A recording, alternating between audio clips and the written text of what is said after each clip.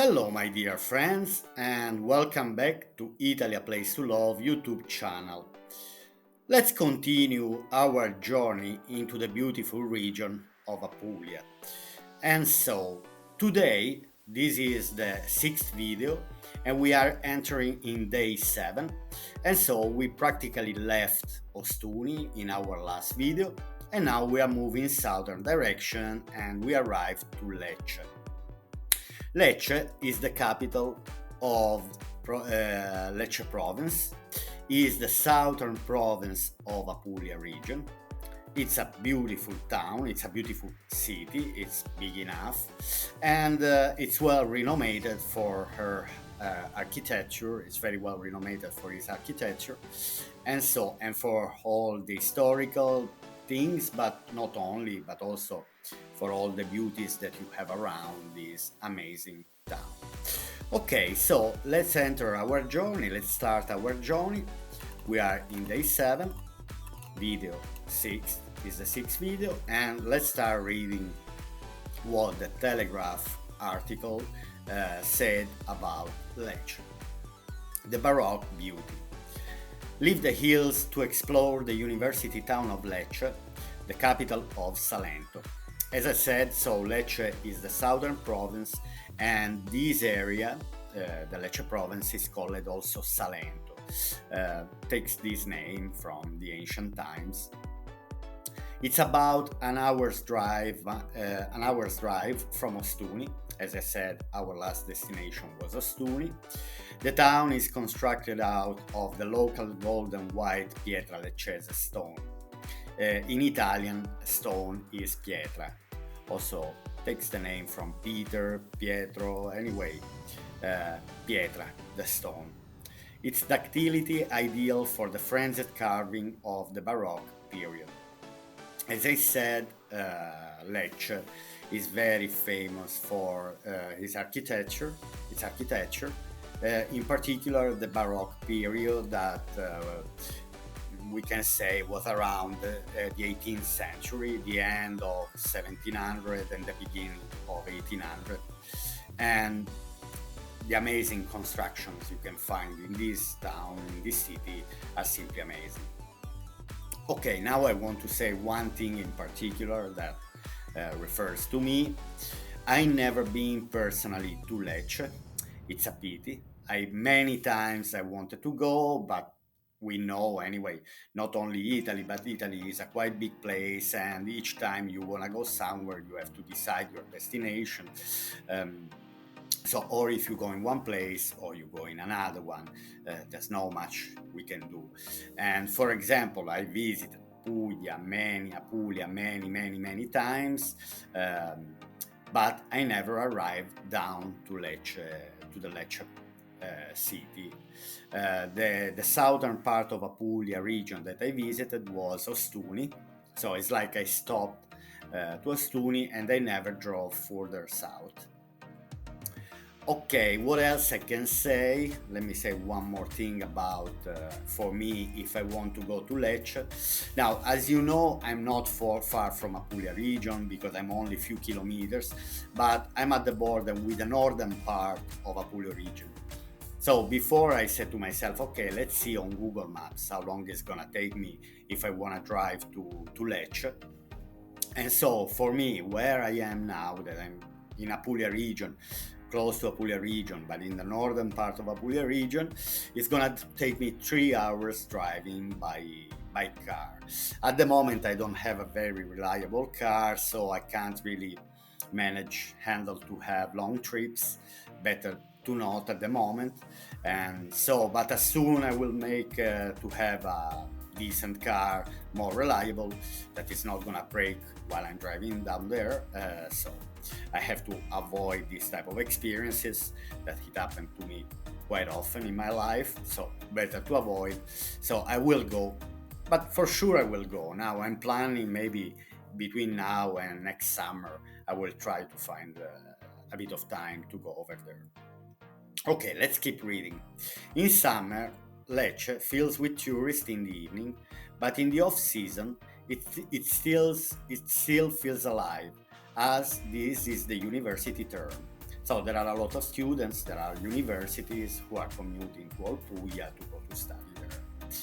Stay here at night to explore, overlooking the city's small Roman amphitheater in one of its main squares, Piazza Sant'Oronzo, for example, which is marked by a column topped by the town saint.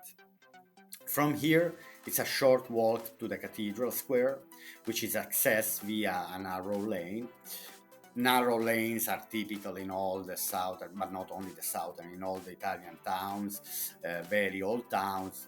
In any town, wherever you go, from Naples, and even Montemilone. Here, if you go to the oldest part of Montemilone, you find such a narrow lane that in some of them you can't even drive with your car. You can only have access by walk. This made it easy for the population to retreat here and fortify if under attack. So we are talking about the Middle Age period again, when the southern Italy was constantly invaded by other population who were living in the Mediterranean area. Being prosperous and rich was always convenient to invade and try to steal and rob, whatever. And so they were building walls simply to protect themselves, like in Ostuni and like in many other towns. Like they had towers close to the sea, they were building towers to sea. But this is a common thing. Let me say, you might find these things also in Ireland, in UK, and in other parts of Europe, simply because citizens back in these days, they had to protect themselves from the invaders. So here we have a scorch of Lecce town. We can see these beautiful narrow roads full of architecture, the atmosphere you breathe over there. Now this image with the busker makes it even more particular. It's very suggestive. Let me say, it's very nice to see this, to breathe this type of atmosphere. Now let's keep reading. In the square and the streets around, you see a lot of carta pesta. The local centuries-old papers match the art. And if you have been looking for a life-size saint for your sitting room, now is your chance. Though there are smaller nativity figures too. Okay, let me spend few words about this paragraph. Okay. Now, what is carta pesta? Carta pesta are kind of statues and different type of crafts made with paper. But it's not because they are made with paper they are delicate. Actually, let me say that they look like real statue, and they look also quite solid. And it's a typical art here in the south of Italy. While if you go to Naples, for example, it's possible to find a lot of this type of artists who are selling from very small statues to big statues, and they're all made from carta pesta. That is a procedure that even in school in Italy is taught to the children. And so then there is the last sentence that is very interesting. Though there are smaller nativity figures too. Now, let me spend two words about this. In Italy, it's very common during, and in particular in the south of Italy, during Christmas time, to prepare at home these nativity figures. And they're called presepe. They're called presepe. And it's very, very common to find in, let me say, nearly all of the houses here in the south of Italy. Actually, now that I'm here, why not to go on Google Maps, on Google, and try to show you what I can see online about the nativity, to show you what presepe is. This nativity, we call it presepe. I don't know if you can read here in the searching bar. Let me go on images. Just wait 1 second. I go on images, but these are the type of statues that you can find. So you can go from very, very simple type of nativity, like the first one on the left. That is a very simple, it's for someone who doesn't really want to spend a lot of time.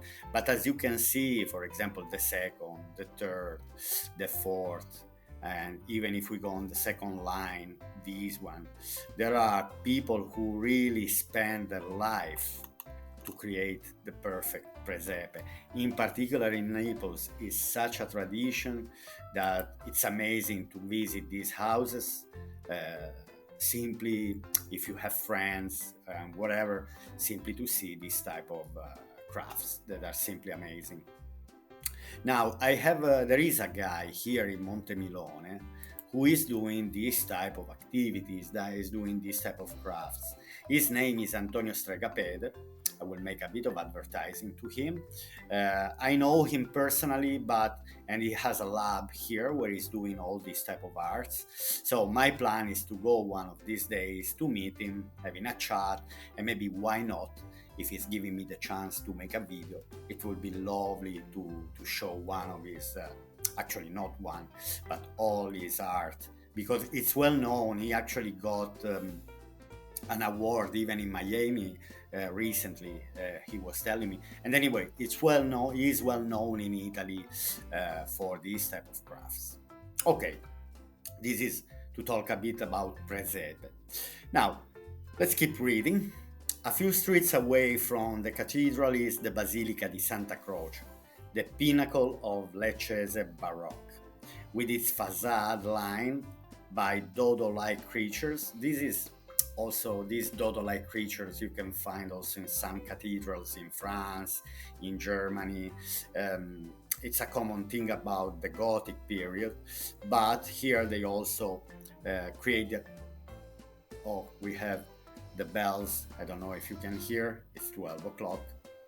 I don't know if I have to avoid to make videos at 12 o'clock, or it's nice. But here, each time the bells from the nearest church um, are ringing, it's like it's like a fest. It's like a celebration, because they also ring for more than 30 seconds, maybe 1 minute. I hope you can hear. Okay, now it's over. Basilica, the pinnacle of Lecce's Baroque, with its facade lined by dodo-like creatures and figures seeming to hold up weight of the pediment. As I was saying, you can find this type of decoration also in many Gothic cathedrals between France, Belgium, Germany, and many other cities and towns around France. Okay, stay at La Fiermontina doubles from £150 per night, including breakfast, a converted palace, or just outside the city at Masseria Trapanà from £300 per night, where you can arrange a cookery lesson and do laps in a pool surrounded by olive groves. So, for example, I was in Ostuni and I decided to rent a B&B in the outskirts of Ostuni, and was exactly the same type of place. So with surrounded olive groves and a pool in the middle of these, and you can swim in this heat and surrounded by this nature. It's simply beautiful. Okay, let's go to read the last paragraph. Eat at seafood specialists like Ristorante Blue Notte, close to Porta San Biagio, one of the Golden City gates. Yes, it's well known for gates, but it's not the only town that has gates. Basically, there were the gates, the entrance of the walls, of the old walls of the town, that nowadays, anyway, they became simply part of all the town. Or vintage La Zie Trattoria, where the phone number is there, just outside the city walls. Okay, my friends, so I hope you enjoy this trip around Lecce. We are at the end of day 7. I'll wait for you for day 8, and so we will continue our beautiful journey around the beauties of Apulia region. Stay tuned, my friend, and I'll see you to the next video.